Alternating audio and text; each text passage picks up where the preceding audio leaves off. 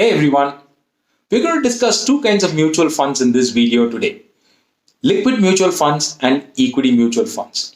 Liquid mutual funds are low on risk, gives you steady but small returns. Equity mutual funds on the other hand is high on risk, not at all steady and is expected to give high returns over a long period of 7 to 10 years. As mentioned in a previous video, even 5 years SIPs on equity mutual funds are giving negative returns in this year. The volatile markets, however, offers you a great opportunity if there is a disciplined and a well thought out plan. For example, the SIP can be made into the liquid mutual funds.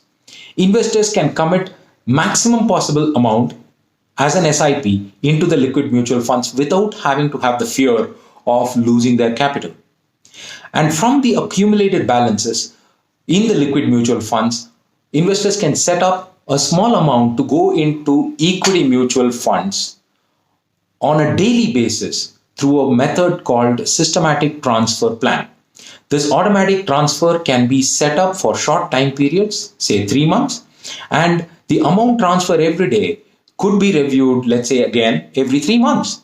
If the markets have gone down, then it's worthwhile increasing the daily transfers. And if required, STP need not be renewed at all, while the SIP can continue into liquid mutual funds and accumulate your investments.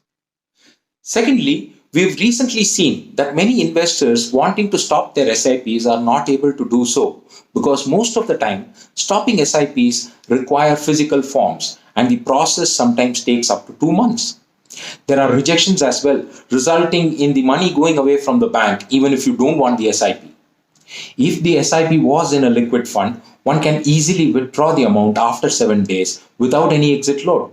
Remember, equity funds not only have an exit load, but the value can erode in such short-term periods.